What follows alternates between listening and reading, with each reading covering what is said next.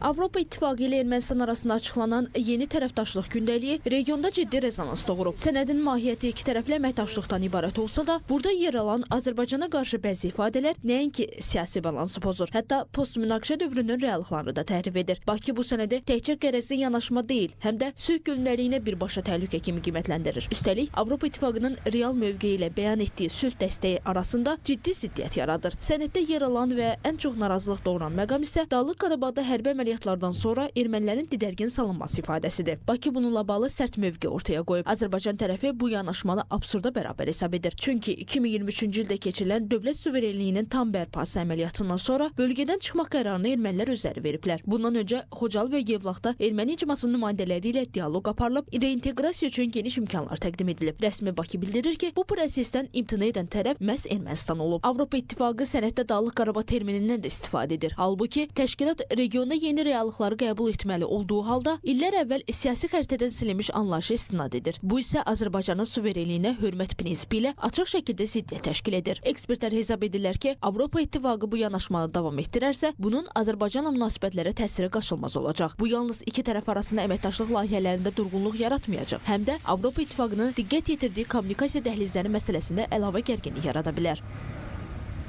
Avropa İttifaqı sülhdən maraqlıdırsa, təbii ki, bu proseslər istiqamətində daha da praktik və reallığa uyğun addım atmalıdır. İlk növbədə Ermənistanın dövlət siyasətinə uyğun bu müstəvidə bir bənd salınmalıdır. Çünki Ermənistanda Qarabağdan könüllü keçən ermənilərə vətəndaşlıq verilir və onların geri qayıtmamaq məsələsi artıq Ermənistanda qəbul olunub.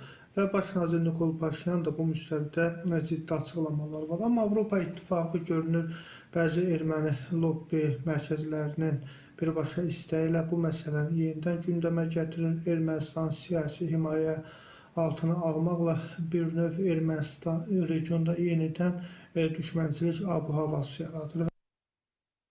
Sənəddə diqqət çəkən digər bir məqam isə başqa dövlətin ərazisinə qarşı təcavüz etmiş Monte Melkonyanın adını daşıyan Ermənistan hərbi məktəbinin Avropa İttifaqının hərbi təlim-tədris şəbəkəsinə daxil edilməsi ilə bağlı təklifdir. Bakı bu adımın məqsədinin aydın olmadığını, xüsusilə də regionda sülh səylərinin həssas dövrdə olduğu bir vaxtda belə bir təşəbbüsün anlaşılmaz göründüyünü vurğulayır. Hazırki vəziyyət fonunda Azərbaycan Avropa İttifaqından cavab gözləyir və sənəddə sülh prosesinə zərər verən bütün ifadələrin aradan qaldırılmasını tələb edir. Mövqe yaxın günlərdə Ermənistan tərəfinə də çatdırılacaq. Bəzi ekspertlər hesab edirlər ki, tərəflər arasında yanlış siyasi siqnalların qarşısı vaxtında alınmasa, bu həm münasibətlərdə yeni gərginliyə, həm də sülh gündəliyinin yubanmasına səbəb ola bilər.